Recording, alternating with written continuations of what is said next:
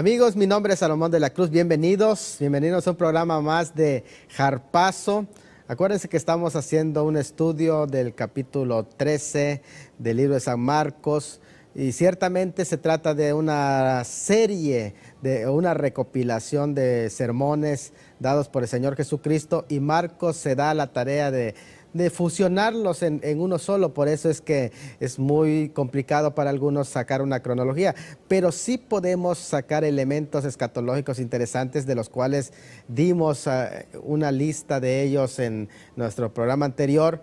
Y bueno, pues hoy vamos a entrar a estudiar ya el pasaje y vamos a detenernos con calma, a hablar sobre el tema de escatológico que presenta este libro de Marcos. Capítulo 13, versículo 1 dice: saliendo Jesús del templo. Una de las claves interesantes para interpretar la profecía es el templo de Jerusalén, porque el templo de Jerusalén es el corazón de la religiosidad judía, pero también es el lugar donde Dios trata con su pueblo y donde se encuentra el lugar santo, el lugar santísimo, el lugar donde también se albergaba, interesante para todos nosotros, el arca del pacto, que es llamado y conocido como el Santo de los Santos en el libro de Daniel capítulo 9.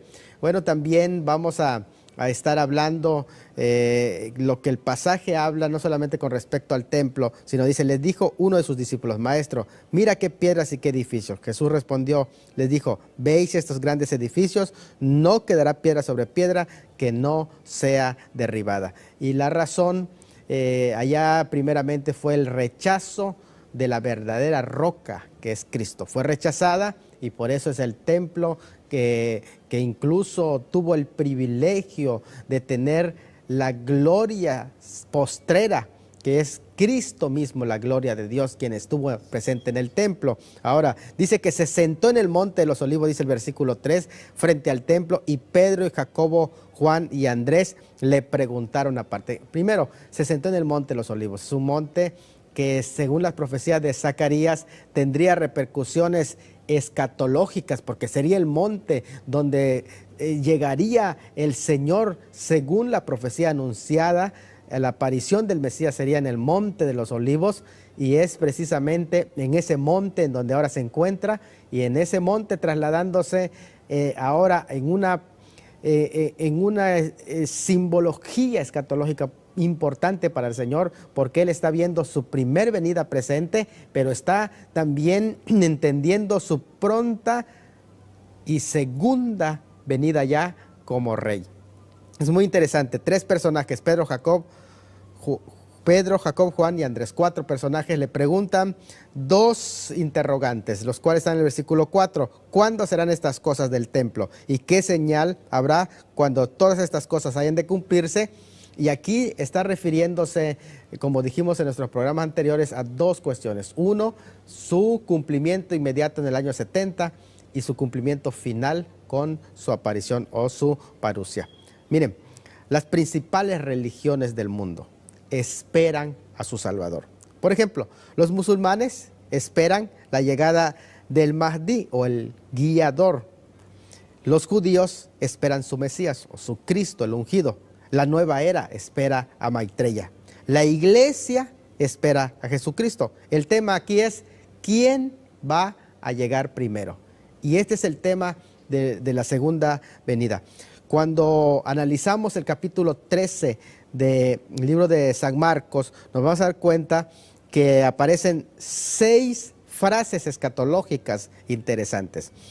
Esas frases están relacionadas cada una. En el año 70 se cumple la primera frase: aún no es el fin. La segunda frase: principio de dolores. Y la cuarta frase: aquellos días. Interesante. En la gran tribulación y la segunda venida se va a cumplir la 1, la 2, la 4, la 3, la 6 y la 5, que aparecen también en su pantalla a través de esta imagen. Son los conceptos que repasamos en la anterior consideración, que son: aún no es el fin, del versículo 7, principios de dolores del versículo 8, el fin de los versículos 13, 24 y 25, aquellos días del versículo 17, 19, y después de aquella tribulación, el versículo 24, aquel día y la hora. ¿Qué les parece si comenzamos con el primero? Aún no es el fin. El versículo 7 dice: aún no es el fin. La palabra fin en este pasaje en el griego es telos. Telos significa fijar un punto o meta o un límite. También habla de una culminación de un acto o de un estado. Habla de un propósito último profético. Literalmente, el fin, dice allá, no vendrá inmediatamente. Eso es lo que significa en forma literal. Es decir, esto apenas comienza. Es lo que está explicando el Señor cuando dice, aún no es el fin. Está diciendo, eso apenas está comenzando. Es como decir, está calentando los motores. Los cristianos que veían esas señales en el año 70, y si la vieran como señales de que Cristo viene ya inmediatamente, estarían equivocados, porque ahí claramente les dice, pero aún no es el fin. Jesús respondiendo entonces comenzó a decir, mirad que nadie os engañe, porque vendrán muchos en mi nombre, diciendo yo soy el Cristo, y a muchos engañarán. Mas cuando oigas de guerras y rumores de guerra, no os turbéis, porque es necesario que esto suceda, pero aún no es el fin. Así que todos estos elementos son importantes que sucedan, pero no van a constituir el fin. Eso es muy importante. No constituyen la señal del fin del mundo, pero sí la señal del fin de la era judía. Los acontecimientos para la imprevista intermedia edad que estamos viviendo. Pero todo lo que caracterizó la era presente se reuniría y alcanzaría a un clímax de esplendor, a un clímax, a un cataclismo final, la gran tribulación, cuando venga el fin. Lo que está diciendo el Señor, eso está comenzando, pero lo que viene es todavía peor. Entonces, la interpretación de todo se refiere a Israel, pero no la aplicación. La aplicación incluye a la iglesia. Aunque venga el verdadero Cristo, vendrán impostores y no le creáis, porque Él va a venir como relámpago. Hay dos cumplimientos, el tiempo de Jesús y los postreros tiempos para la iglesia. Lo que está diciendo Él es incidental, aún no es el fin. Así que les invito a que continúen con nosotros porque tenemos más sobre este mismo tema.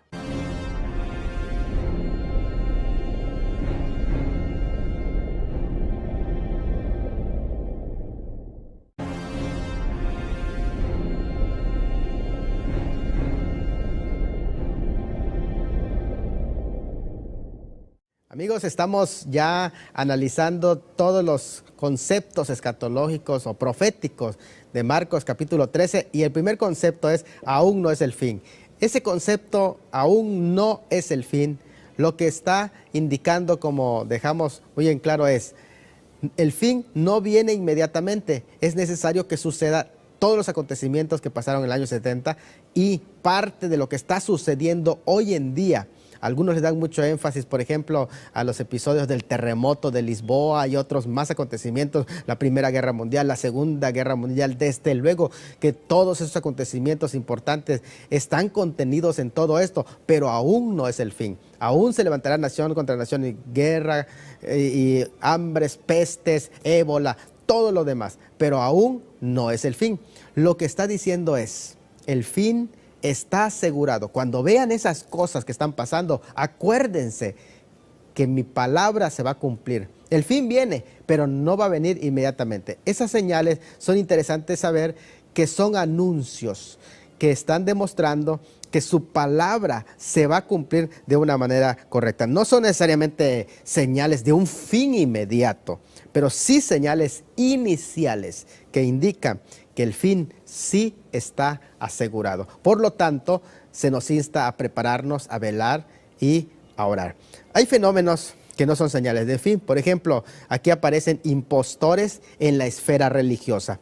Jesús respondiendo comenzó a decir, mirad que nadie os engañe. En este sentido vendrán muchos en mi nombre diciendo yo soy el Cristo o el ungido en singular y a muchos engañará. Entonces la primera característica son las señales en el mundo religioso, es decir, impostores en la esfera religiosa. Cuando vemos los hombres que se levantan diciendo que son los ungidos, que son los Cristos y todas esas señales que realizan, para nosotros son señales de que el fin viene. No es el fin ya inmediatamente cerca, pero sí señales de que está asegurado el fin. Otra de las señales que se clasifican en Marcos es la cosmovisión en el campo político internacional. Porque dice, mas cuando oigáis de guerras y rumores de guerra, no os turbéis, porque es necesario que suceda, pero aún no es el fin. Entonces, la cosmovisión en el campo de la política internacional y de lo que está sucediendo a nivel global, están representados aquí como una de las señales que indican que el fin va a suceder. Podemos mirar esta gráfica en la que podemos entender el concepto de aún no es el fin. Primero encontramos la invasión del año 70. Fueron 4 años que duró el sitio de Jerusalén, y esa invasión que inicia inmediatamente está demostrando que el fin está asegurado, aunque no sucedería inmediatamente. Han pasado ya 2000 años desde esa fecha hasta hoy y el fin no ha llegado, pero está asegurado. Ese concepto y ese periodo de tiempo se le denomina aún no es el fin. Las señales que tienen que suceder, según Marcos 13, demuestran que el fin sí está asegurado, pero aún no es el fin. Después tiene que suceder el principio de dolores, la gran tribulación, y la flecha apunta hacia donde se encuentra el fin. Ahora vamos a analizar el segundo concepto escatológico, que es principios de dolores, según el versículo 8, en el cual se dice, son principios de dolores. Dolores, la palabra dolor aquí tiene un sentido especial en el lenguaje, en el idioma griego. Esta palabra es odín, que significa retorcijón de parto. Son los espasmos del parto. O sea, una angustia intolerable, pero que está reflejando y está señalando hacia calamidades que preceden inmediatamente a la venida de Cristo. Estos principios de dolores, por lo tanto, no son los que sucedieron en el año 70 exactamente, sino que son los que preceden a la venida de Cristo. Principios de dolores, según Marcos 3:8, está representado con el ejemplo de una mujer que ya está embarazada y que tiene esos síntomas del embarazo. Entonces aquí entendemos que todos esos síntomas están representados por una serie de crisis. El principio de dolores entonces son una serie de crisis, y aquí son mencionadas esas crisis. Crisis en el área de lo político, porque se dice, se levantará nación contra nación y reino contra reino. Esa es la primera crisis, que son principios de dolores. Crisis en lo político, crisis en la naturaleza, cuando dice, y habrá terremotos en muchos lugares. También está representando que son principios de dolores. Hay crisis en lo económico, que dice, y habrá hambres. Eso también es parte de los principios de dolor. Crisis en lo social y alborotos. Principios de dolores son estos. Crisis en lo social, dice, y alborotos. Todos esos son principios de dolores que son interesantes que podamos entenderlo. Entonces vamos a ver la gráfica donde se dice aún no es el fin, abarca el periodo de la invasión de Jerusalén hasta nuestros días. Principio de dolores es el comienzo de la gran tribulación. Entonces ahí encontramos exactamente dónde ubicar principios de dolores. Se refiere entonces al periodo de la gran tribulación y todas las crisis que van a surgir durante ese periodo de tiempo. ¿Qué les parece ahora? Analizamos el concepto de el fin. El fin es una palabra que está en los versículos 13 y los versículos 24 y 25 también, donde se menciona el fin. Y es un tema muy interesante porque el concepto del fin es un concepto que nos va a llevar a un concepto escatológico o profético, porque todo el mundo quiere saber cuándo será el fin, pero el concepto tenemos que entenderlo. Primero, ya vimos que la palabra fin significa fijar un punto o meta o límite, una culminación de un acto o estado o un propósito último o profético. Donde dice, y seréis aborrecidos de todo por causa de mi nombre, mas el que persevere hasta el fin. ¿A qué fin está refiriéndose cuando dice más el que persevere hasta el fin? Ese será salvo. Desde luego que aquí se apoya la perseverancia como algo importante para los hijos de Dios, para alcanzar la salvación que ha sido prometida, porque la salvación es la promesa de la vida eterna, que no está inherente en nosotros, sino que es una promesa que va a tener plenitud cuando sea la resurrección de entre los muertos. Entonces, aquí está refiriéndose al fin. ¿Qué fin? Bueno, vamos a hablar de ese fin en este momento, periodo de tiempo mencionados claramente en la Biblia acerca del fin, y lo vamos a ver en el siguiente segmento. Vamos a estar una lista de a qué se refiere los periodos del fin.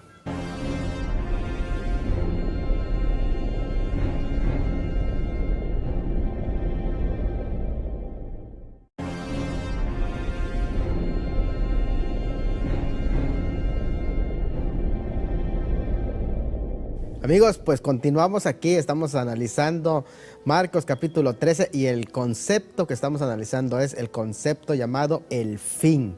Muy interesante porque el fin está hablando de la culminación de un periodo, pero ¿a cuál periodo está haciendo referencia en este pasaje? Bueno, porque la Biblia habla de muchos tiempos, periodos de tiempo. Esto es algo que la Biblia claramente enseña. Por ejemplo, se habla de tiempos pasados, se habla de estos postreros días, en Hebreos 1, versículos 1 y 2. Es un concepto interesante porque también la palabra tiempos se menciona en dos formas. En Hechos capítulo 1, versículo 7, se habla de tiempos cronos y sazones kairos. Entonces, en 1 Tesalonicenses 5, 1 se habla de tiempos cronos y ocasiones, aformé en el griego. También se habla de postreros tiempos para Israel en Isaías 2, 1 al 5. Y se hablan de postreros tiempos para la iglesia en 2 Timoteo 3, 1 al 5. ¿A qué fin se está refiriendo? También se habla de un fin del mundo o fin del siglo, porque la palabra mundo también se traduce como siglo. La palabra para siglos es aion, mundo, espacio de tiempo, o como una vida o una generación. Es un periodo de tiempo en la historia entre el cual Dios revela sus propósitos centrados en el Señor Jesucristo.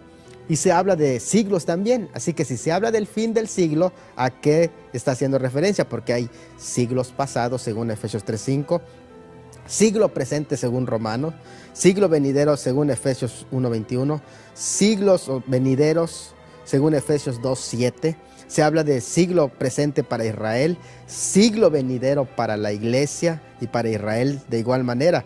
Presente siglo para la iglesia, 1 Corintios 1:20. Así que, ¿a qué fin se está refiriendo? En esta porción, el presente siglo es una porción interesante del programa de Dios.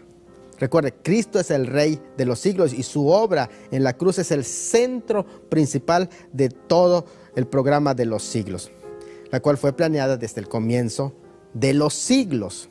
Ahora fue revelado, en otros tiempos no fue revelado como ahora en este siglo. Aion entonces se usa para hablar también de eternidad, la suma total de todos los siglos. Qué interesante es porque puede referirse a un tiempo pasado, a uno presente o a uno venidero.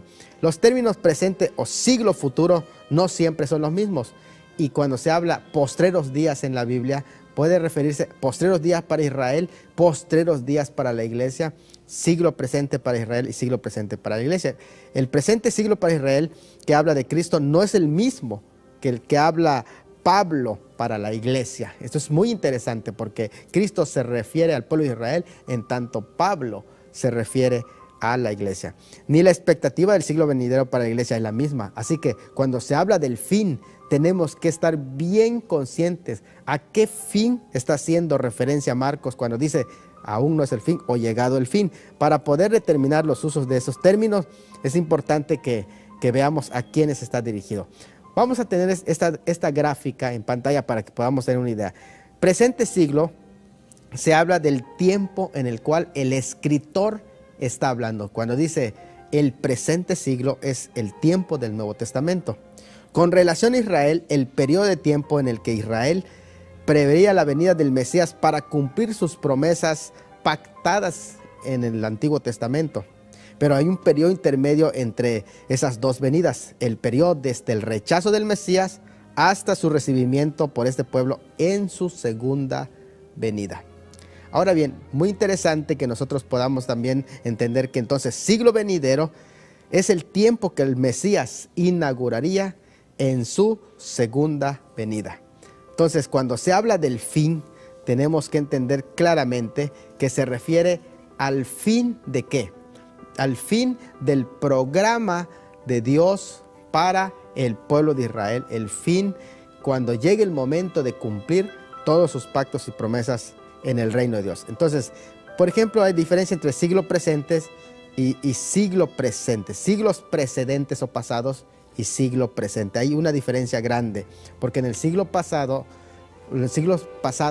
el Mesías fue anunciado, y en el siglo presente vino, murió y resucitó y está a la diestra de Dios. En el siglo pasado el Espíritu Santo vino sobre ciertos hombres, y ahora en el siglo presente el Espíritu Santo ha venido a morar en cada uno de los cristianos. En el siglo precedentes las buenas nuevas eran anunciadas preparatorias. Ahora en este siglo anuncian una salvación alcanzada por Cristo en plenitud. En el siglo precedentes, debido a la revelación progresiva, esta revelación era incompleta. Ahora en el siglo presente esta revelación vino a hacerse plena con la venida de Cristo el Mesías. Entonces estamos hablando que aquí hay una diferencia. Este siglo tiene una caracterización nociva, una caracterización en el que se le llama siglo malo, siglo que está bajo Satanás, y el mundo entero, dice la Escritura, está bajo el maligno. Entonces, cuando se habla del fin, está diciendo el momento en el que el mundo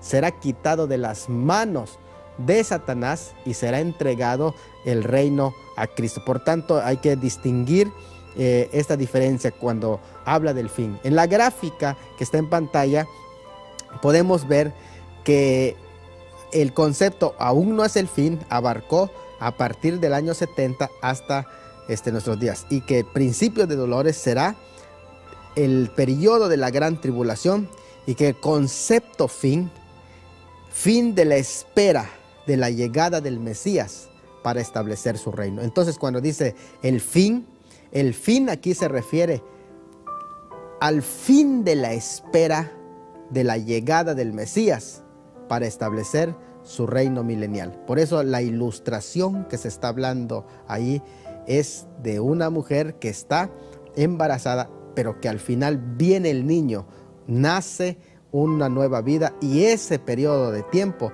cuando el Mesías viene, es el fin entonces de el concepto de la edad. Entonces dice: mirad por vosotros mismos, porque os entregarán a los concilios y en las sinagogas os azotarán, y delante de gobernantes, de reyes, os llevarán por causa de mí para testimonio de ellos. Es necesario que el evangelio sea predicado a todas las naciones, pero cuando os trajeren para ser entregado, no os preocupéis. Todo esto se refiere al tiempo del fin. Amigos, hemos llegado a la conclusión de este programa, y tenemos más de Marcos capítulo 13 en nuestro próximo episodio. No se olviden dejar paso. Se despide de ustedes su amigo Salomón de la Cruz Tuyub Uc. Muchas gracias.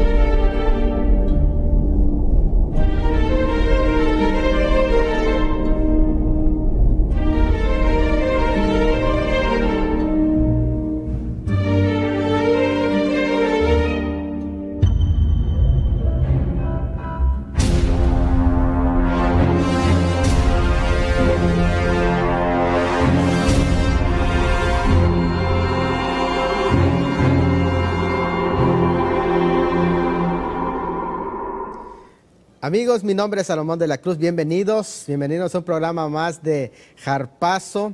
Acuérdense que estamos haciendo un estudio del capítulo 13, entendiendo su pronta y segunda venida ya como rey.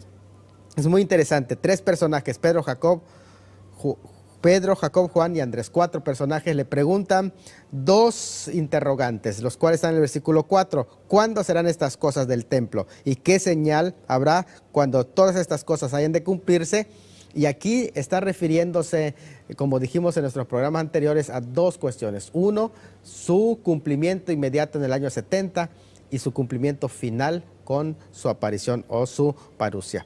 Miren, las principales religiones del mundo esperan a su Salvador. Por ejemplo, los musulmanes esperan la llegada del Mahdi o el guiador.